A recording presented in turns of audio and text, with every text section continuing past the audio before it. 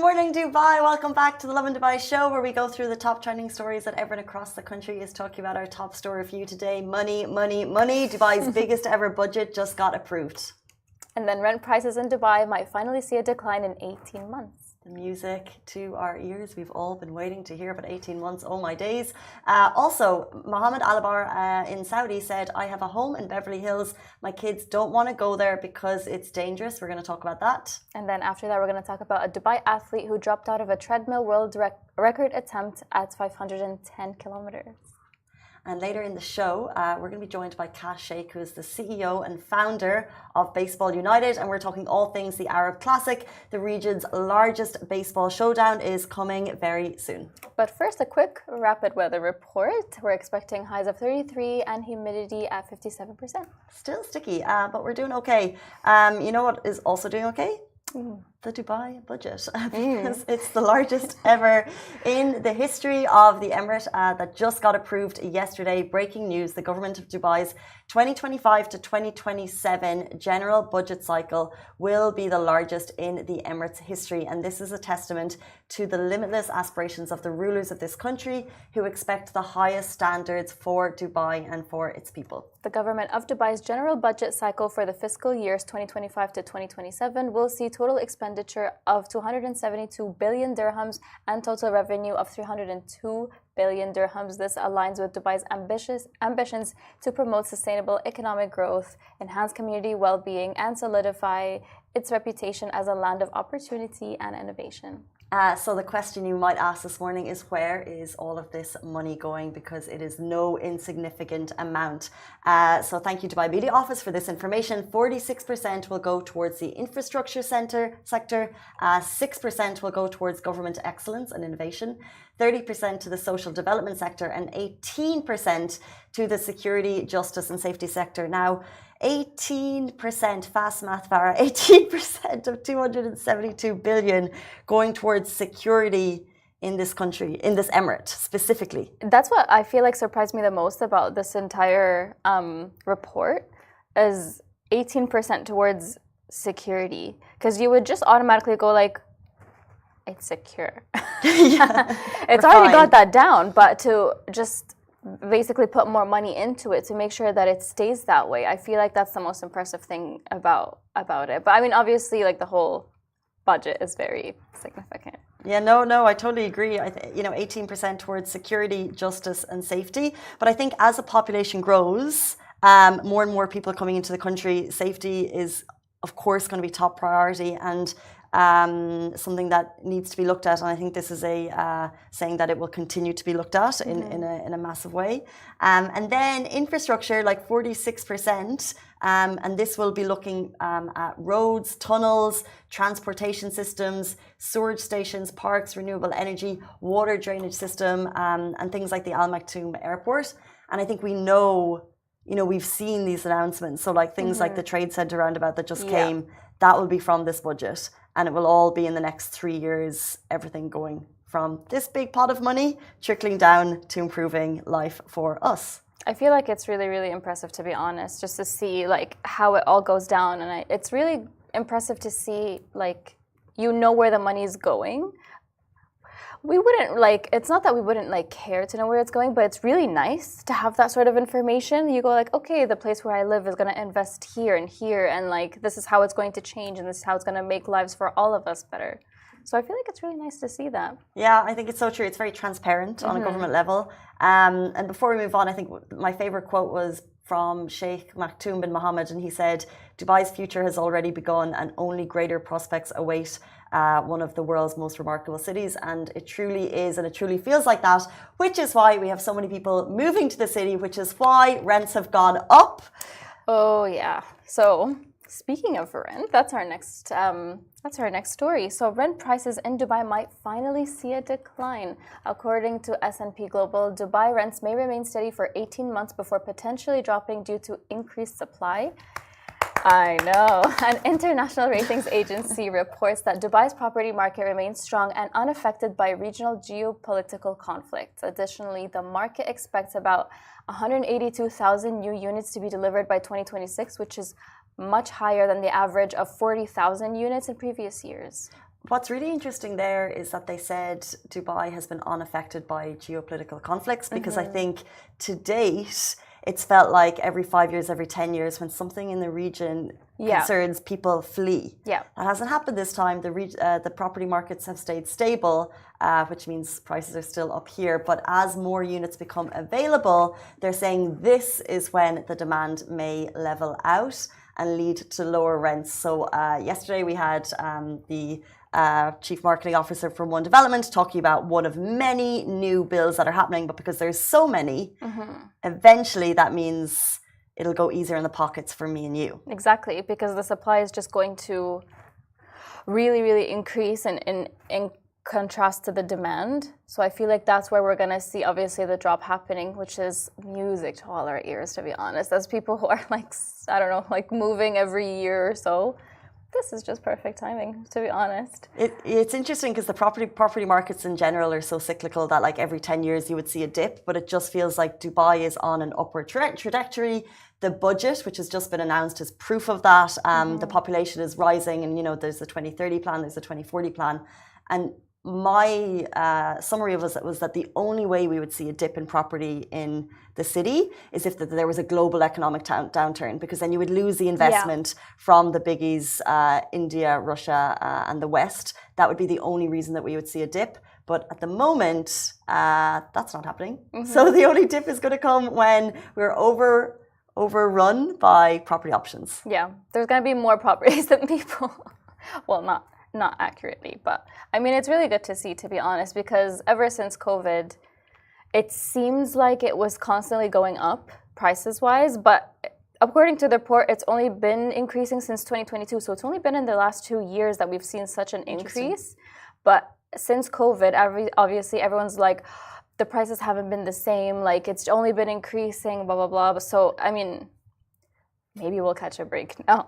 It's so true. My memory stops pre-COVID. I'm like, I just remember the prices I was paying during COVID, and I refused to look back before then. Yeah. But we all moved. It was a shift of like COVID happened, and anyone who was here for the last 5-6 years, we moved to nicer places. Like I was living in Springs, living my best life, and then different locations. Like it was affordable, and then all of a sudden prices just went like whoop, and everyone did a shift. So people who were living on the Palm moved out to here. Yeah. And then it was like outsiders came in and took all of the places.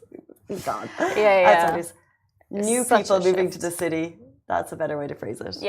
But speaking of properties and shifting, interesting quote from Davos in the desert, which is happening in Saudi. This came from Mohammed Al-Abar. He said, I have a home in Beverly Hills and my kids don't want to go there because it's dangerous. So Bloomberg reports that the global finance chiefs, they've all flocked to Davos in the desert, which is happening right now. It's the annual Future Investment Initiative. It happens in Saudi every year. It's attended by the Saudi Arabian Crown Prince, Mohammed bin Salman. Elon Musk joined via Zoom, and he shared his thoughts on AI. But the headline that we are talking about is from Mohammed Al-Abar, which is the Emaar CEO's comments on democracy and safety in the region. In summary, the billionaire, who has an estimated worth of $1.3 billion, said the West feels less safe. He discussed the power of voting, suggesting only intelligent people should vote, like in Roman times. He also mentioned that he has a home in Beverly Hills, but his kids don't want to go there because it's dangerous. Interesting throwback to the democracy and who can't vote. But separate to that, I think that's wild to me, because when I grew up, TV shows that we watched was America, LA, I don't know, Florida. And it just felt like that was like the cool place to be, like mom said, where you want to go? I'm going to go to America. But it doesn't, I just feel like that's shifted. I feel like it's shifted too, because like, same, I was just going to say, like when I read that story, for some reason, the first thing that popped into my head was the Real Housewives of Beverly Hills. And I was always like, wow, it looks so amazing. And obviously like, you don't see any of the hard things in life on that show. Everything is very smooth sailing, except for the drama. Obviously, stay tuned for the drama. Except for the drama. Life over there seems really nice. So that's just the first thing that popped into my head. But for children that are obviously born and raised here, they're Emiratis, everything, they're just used to everything here. They're gonna find places like Beverly Hills and the US in general to be unsafe, because you just can't compare when it's something like Dubai, to be honest, or the UAE in general. Like, we can see there's like 18% of the budget going towards safety. So it's such a big priority here, and I feel like this is a really significant thing for him to even say. Yeah, exactly. And I mean, like, at that stage and at that level, you don't mince your words. There's a purpose for what he's saying. And yeah, I think you're right in terms of like we like things that are, you know, you're safe and comfortable, and that's what we have here. And it does feel like very much like when you come here, it's a breathing a sigh of relief. And regardless of where you grew up, you feel very welcome here, which I think is just one of the beauties of here that we speak. We always speak about the safety, but like also the welcoming nature of you can be from anywhere, and yet this country welcomes you with open arms, which we feel very grateful for. Of course, yeah. Nice things. Wednesday morning, and we're going to jump into some fitness, and albeit not complete, still a valiant effort. So this was a woozy for me. Okay, so a Dubai athlete dropped out of a treadmill world record attempt at 510 kilometers. I can't even imagine 500 kilometers. Oh my god. But basically, Evren Oscar, a Dubai resident, was attempting a Guinness World Record for the longest distance on a treadmill in 1 week. He managed 510 kilometers in 4 days and had 3 more days to go, but by Friday, an injury meant he couldn't continue. But the community showed tremendous support to Evren, leaving thoughtful messages of encouragement on his Instagram. This would have been his second shot at a world record in a year. Evren, what are you doing? How amazing. In March, he set a record for running 633 kilometers through 7 Emirates. So even when I saw this headline that the attempt was going to be running on a treadmill for a week, and one of the comments was like, I'm just doing 30 minutes. You know what I mean? Like, if I do 30 minutes, I get off that treadmill and I think I'm done. Like, I'm so proud of myself. He was going to do it for a week? For a whole week, and he was trying to beat the world record. So I believe the world record was set this year by Emma Timmis. She ran 846 kilometers in a week. And he was at around 510 in 4 days. But just even, look. That's a lot. It's still a lot. It's a huge amount. If you see this and you didn't get through it, like what you did was absolutely spectacular. I could never even fathom. No, not at all. Like not even, wouldn't even want to. No not half, not quarter of that distance either. Like, okay, sure, maybe we could hit the gym more often, but this is honestly really, really impressive. And when you see the videos of him running on that treadmill, it's so impressive because you could see the hard work, you could see the passion that he put into it, because obviously, like, he's an avid runner, and he ran through the 7 Emirates.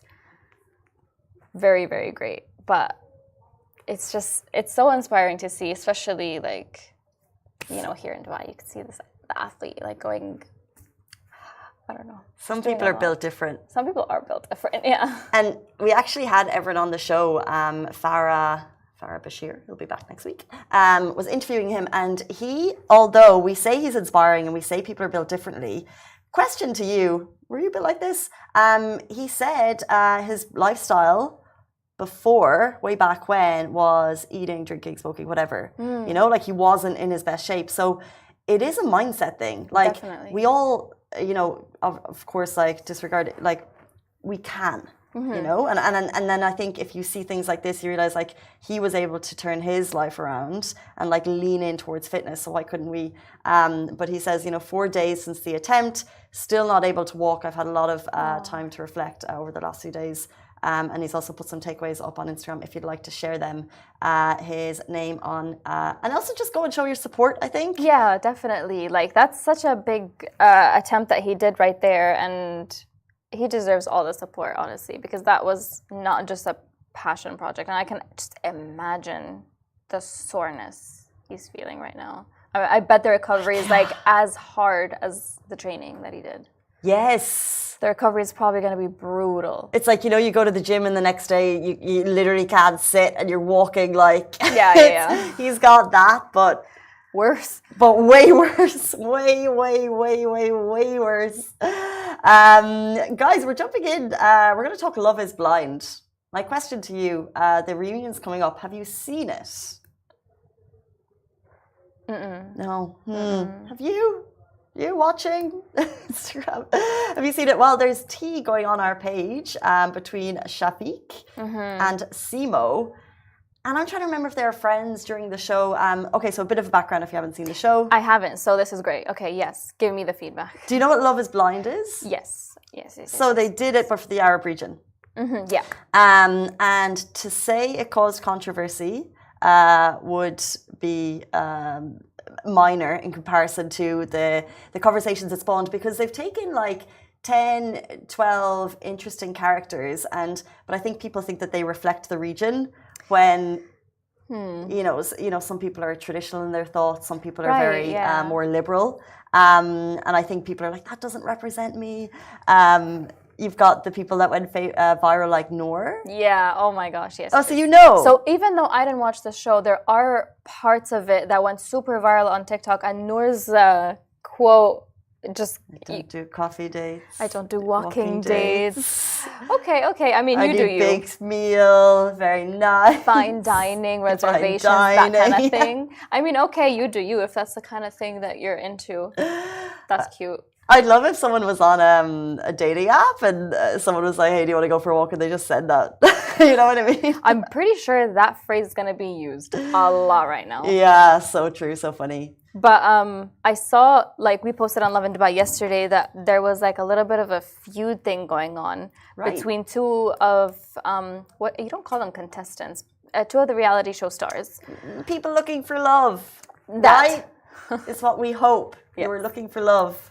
Is it everyone? So, that feud was a little bit interesting. I saw and I was like, ooh, it looks like the reunion is going to be hot. Yeah, some people are saying, look, is this just for the show? Are they just trying to drum up hype for the reunion? Like, we know the reunion is coming out this weekend. Like, is this just like feeding that, like trying to drum up hype? But I don't know. It's so rare that we have... I don't think Netflix shows need to do that. No. To be honest, I don't feel like they do. And like, this is on their own Instagrams, TikToks, whatever, their own social media pages, right? This is where they're having these kinds of conversations. So I just don't think Netflix is going up to them, or, whatever program it is, if it's a reality show. They're not going up to the people that were on the show going like, okay, we need you to like be more present on social media so we can like hype up like the next episode, which is the reunion. I don't think that's going to be the case. They might do it themselves. Like they might think we want to stir Obviously, they're going to want the views to go up. Yeah. So... Real Housewives do that a bit, I think. They stir the tea outside of the show. Love that one show. But I don't, on this one, what's interesting though is, look, it's, obviously, they're not from the UAE, but many of them are based in Dubai. So, like, as soon as the show aired, I was deep into each of their being like, what are you doing? Where do you live? Like, and even as the show was on, I was like, where is that villa? Where's that apartment? But what I noticed is that none of them have any relationship updates, which is really frustrating because I'm like, I need to know. They are trying to keep everything under wraps. Obviously, this is the thing with Love is Blind. But why? Like, why not? Like, surely once the show ends, like, why do we have to wait for the reunion to know if they stayed together? Oh, it's kind of like Dubai Bling, where it ended off on a cliffhanger. We didn't know if there was an engagement or not. I'm not going to try to spoil anything. LJ. Yeah. They try to keep things under wraps. But the whole premise of the show is finding love. And if that was what really mattered, I would like to go on to the cute couple that made it. I can't remember their names. And I'd like to see them holding hands. And I'd like to, because she had her job in another country and he was here and they were like battling. So I just want to see them happy, smiling. Like, why wait for the week? It doesn't seem like they're together. Master's saying it doesn't seem like they're together. Why? I don't know. I've been stalking their Instagram. But this is what I'm saying. I've been stalking their Instagram too, and like I want to see. But I think that's Netflix saying don't, because none of them have posted anything about relationships since.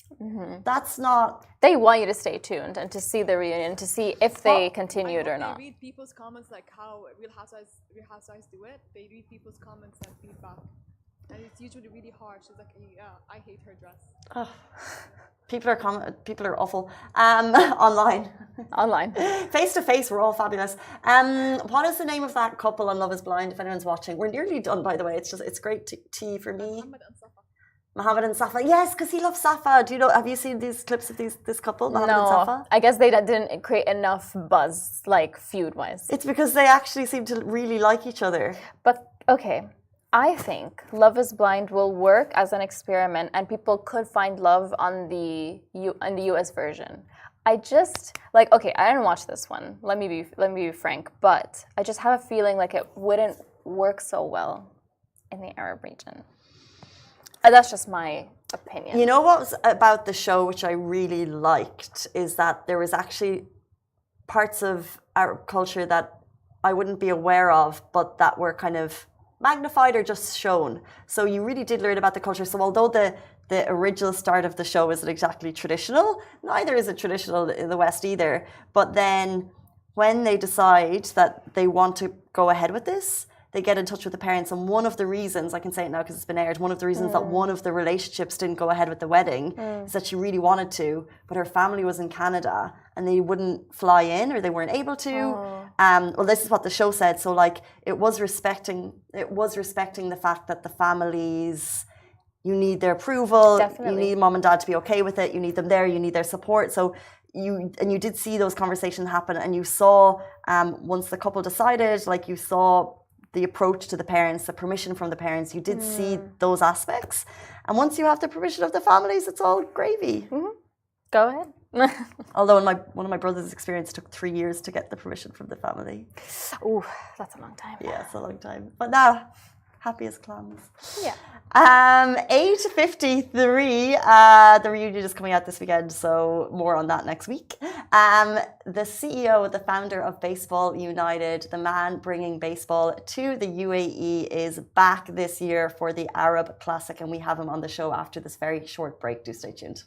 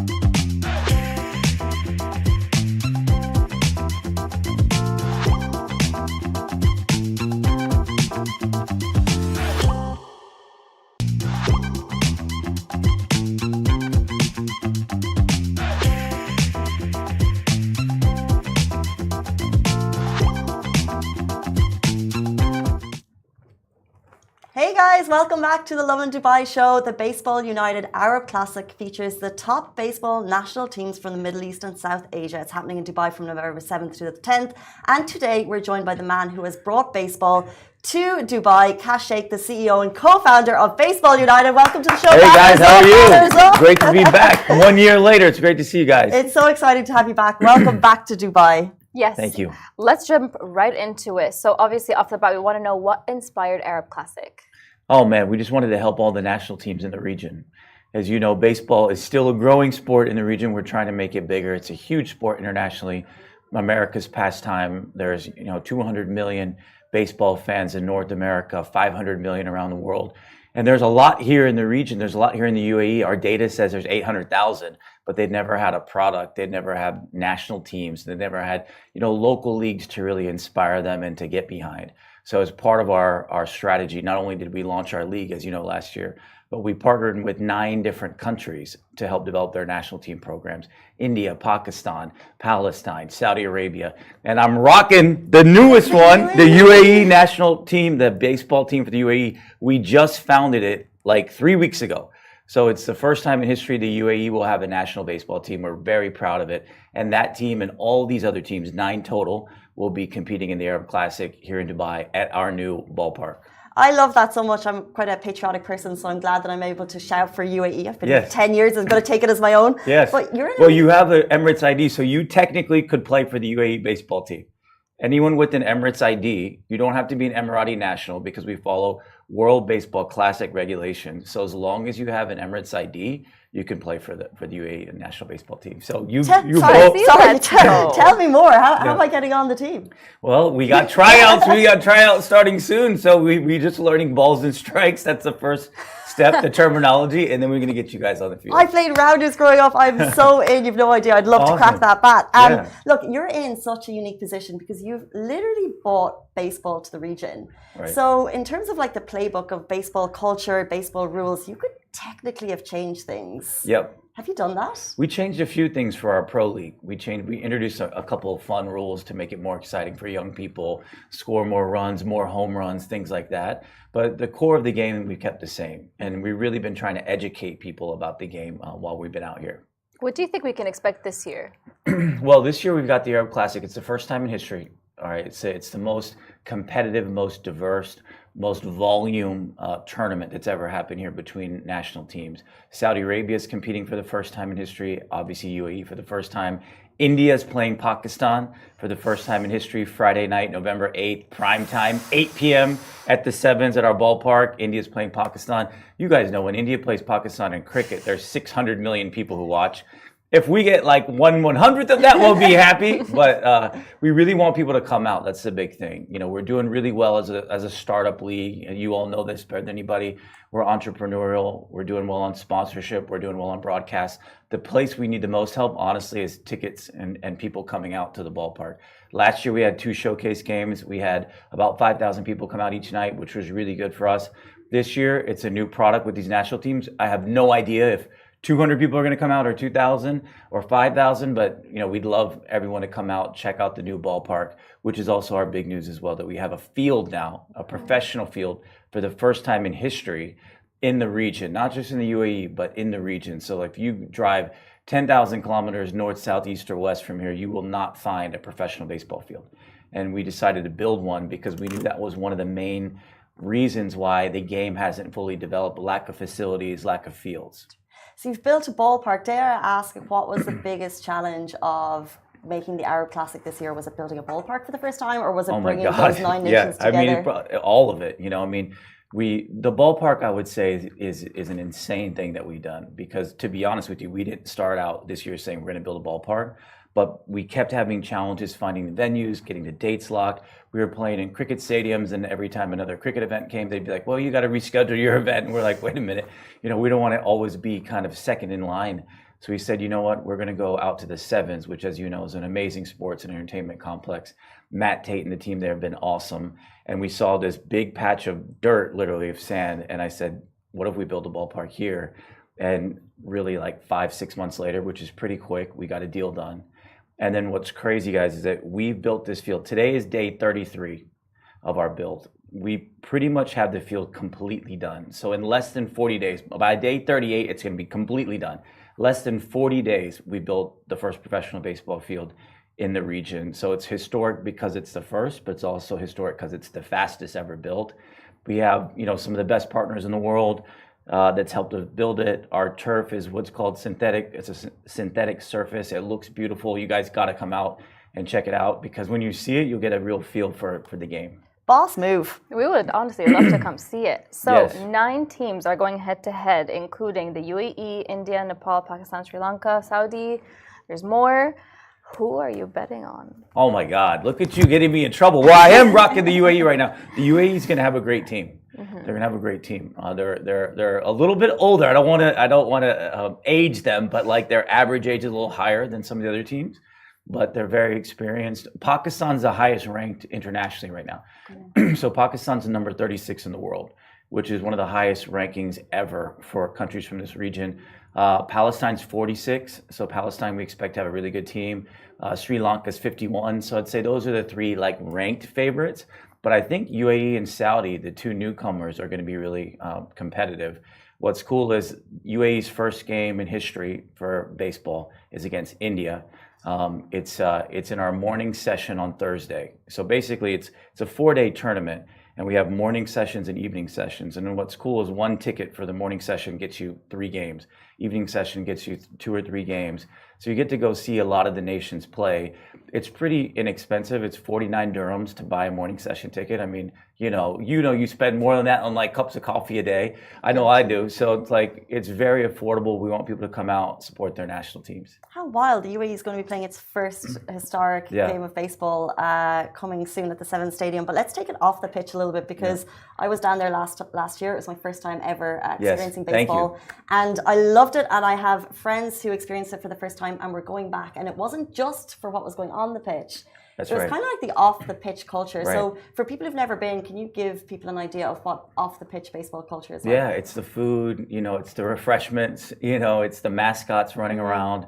It's a family atmosphere, where you can see, it's one of those few events where you can see a grandfather, a father, and the grandson, and a baby all sitting in the same row enjoying the game.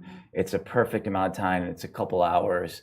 Obviously the weather's getting really nice here in the region in the evening. So people are going to have fun, eating a hot dog, watching some sport. It's relaxing. We've got some great concessions partners, and we're going to keep building around it. Last year, we had Fan Fest. You guys were, the coolest booth in Fan Fest last year. But, we will have stuff like that as we grow and as we have more events. Joey Zanaboni. So Yes. he's the commentator, right? You Yeah. guys officially announced it. Okay, so for people who don't know, why is that special? Well, Joey's just kind of one of the most passionate, sports guys in the world, and particularly baseball. He's got a great story because he tried for 20 years to be a commentator in the Major League Baseball system, and he finally got in, and he's got his little catchphrases, and it's important for us because he called the showcase games last year for us. And last November, literally almost a year ago exactly, was the first 2 games in the history of the region, professional baseball games. So we wanted to bring him back because, we believe in loyalty, and we believe in growing with the people that have started with us. For people who've never been before, let's give them a quick rundown of what's coming up at Arab Classic this year. What day do you think they should be going? Well, every day. You need to come out every day. You need to call off from work on Thursday, come out to the Arab Classic. Thursday morning session, the key game, like I said, is India versus the UAE. The evening session, the UAE plays again versus Pakistan. So in baseball, when you play twice in a day, it's called a doubleheader. It's the same in some other sports. So the UAE has a doubleheader on opening day on November 7th. India in the early session, Pakistan in the evening. So we did not make it easy on the UAE team. Friday night, November 8th, India versus Pakistan, 8 p.m. You have to come to that. That's history. It's ultimate sports competition, India versus Pakistan. And then Saturday, we've got Palestine playing some really big games. Saudi Arabia playing some very big games on Saturday, which is easy for people to come on a Saturday. Sunday is the playoffs, and it's going to be fun to see all these. It's 21 games in 4 days. So it's the perfect kind of introduction for baseball to people who don't know it, because you get to go see a lot of teams, a lot of competition, represent your country that you want to represent. We're going to be selling all of our national team gear there for people, so it'll be cool. Speaking of going head to head, was this part of the vision? And before Farah and I go head to head in our own game of baseball, what is the vision for baseball in the region? We believe baseball is going to be the next great sport in the region. And we know it's going to take a lot of time, effort, work. We're a long way from doing that, but we believe we've got the right team to do it. We've got a great team. We've got great partners. We've got 20 Major League Baseball legends who have co-invested along with myself into the league. We've got a great plan, but as you all know, now we got to execute and hopefully get some good blessings, from the Lord above along the way, and have some fans come out. What we've seen is when people come out to the ballpark, they really enjoy it. Like you said, when people came for the first time, they're like, "Man, this is pretty cool." So I think that will happen. It's going to take time, but if anybody can help us by coming out, we'd appreciate it.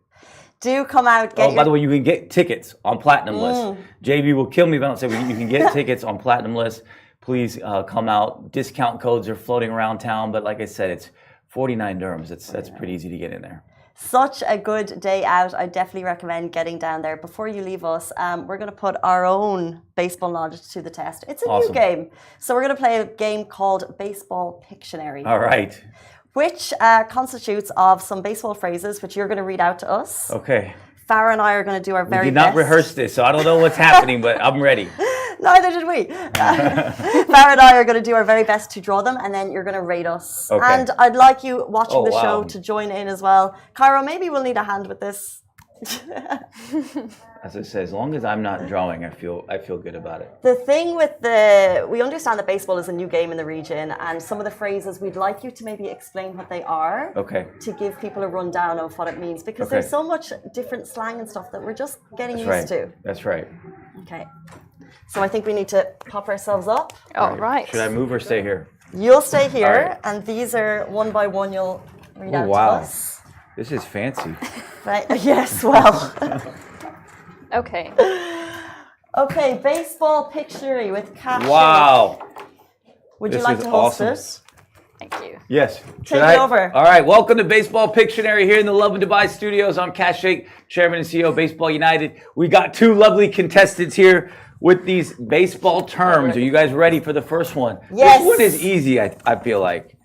Easy, but well, who can draw better? All right, ready? Do I just say the term? Mm-hmm. Yes. Okay, baseball bat. Oh, come on, Omar, what? But we're going to get points for detail. The shape, okay. Oh. Well, I thought it was easy. It's difficult. It's difficult. Yeah, I think it's a tie. I mean, Farah, you were first, so. Do I select the winner, or how do I do it? You select it, but maybe you want to have a think about that before you. We'll go with Farah because you were first. There you go. 1-0. 1 point. Okay, it's a speed game. This one, okay. This says mitt, but it could be mitt or glove. Mitt or glove. Oh gosh. That's a tougher one to draw right there. Don't remember what it looks like. It's also a speed game, I've noticed. So. Hey, there you go. Oh, that's not bad. All right, bad. Casey, that's pretty good. That's good. Mine looks like an oven more of a mitt. mitten. That's a mitten. That's an oven mitt. Yeah, that's an oven mitt. We're just gonna. This is a glove right here. We're just Good gonna. job, Casey. Thank you. Okay, Thank you. this is the tiebreaker right here. We also have a score which we're having.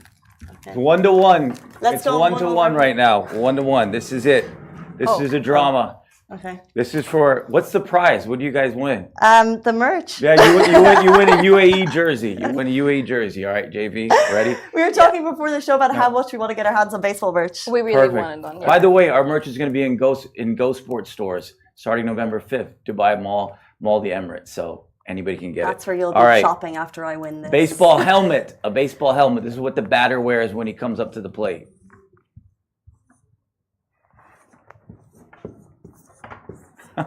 That looks like a construction worker, but it has like a point here. I think we'll go with Casey on this one. The front view. I mean, I don't know. You could be doing construction. You could be an astronaut. You never know. Congratulations. That was pretty good. Fair game. Okay, can I ask you guys 2 more questions? Do you know what a home run is? It's when you pass the 4 bases. Yes, when you hit the ball over the fence and then you run the yeah. 4 bases. Yeah, it's worth like one run if you hit it and no one's on. If there's multiple people on, you get your run and the number of the people that are on base as well. Right? Do you know what a strikeout is? When you miss the ball? When you miss the ball and it's a strike, but a strikeout is when you have 3 strikes. 3 strikes. You've heard the phrase 3 strikes and you're out. Yeah. It's when a pitcher gets you out on 3 strikes. It's like I know them. I know them, but I wouldn't be able to properly define them. Right. Well, you guys did great. Thank you Congratulations. so much. Thank you so much. Cash Sheikh, the CEO and co-founder of Baseball United. Thank you so much. Great to be here. Thank you, Farah. Thank you. And that brings us to the end of the Lovin Dubai show this morning. We'll see you back here tomorrow morning, same time, same place. Bye-bye. Look at the person behind me. Cute. Awesome. That was fun. Fun. Thank you Cool. so much.